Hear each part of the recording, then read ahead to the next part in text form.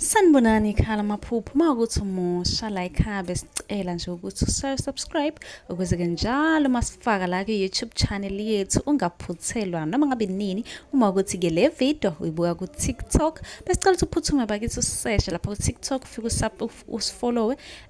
Ngijwayele ukuba live nje uzobona wonke amavidiyo amaningi, kodwa amavidiyo amaningi agcwele la ku-YouTube, so kwakho ukuthi usubscribe and turn on i-notification bell ukuze njalo uma ngifaka amavidiyo izothi nqinqi efonini yakho ukuze ubone ukuthi la sikhuluma ngani, ngoba wonke ama-comment eniwabuzayo ngizolokhu nje ngenza amavidiyo ngafaka. Uma-ke nawe ubuzile ungakayiboni impendulo yakho, scrolla semaningi amavidiyo engiwenzile uzofika-ke lapho ubone mhlawumbe impendulo yakho, noma mhlawumbe uphuphe ungeza nawe uzoscrolla uzocinga impendulo. Ake ngiqhubeke ngichaze amaphupho eniwabuze kuma-comment section.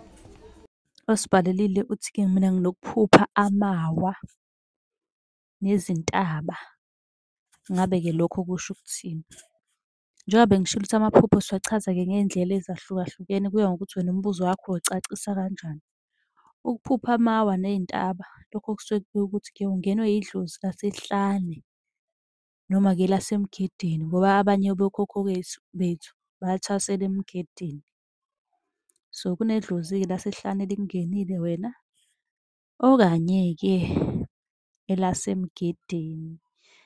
Uma unombuzo nawe ufisa ukuphendulwa sibhalele kwi-comment sizokwenzela eyakho ividiyo, noma-ke uyobhala lapha ku-TikTok u-inbox ucele inombolo ka-WhatsApp sokunika usibuze kuyona njalo ekuseni uma unombuzo.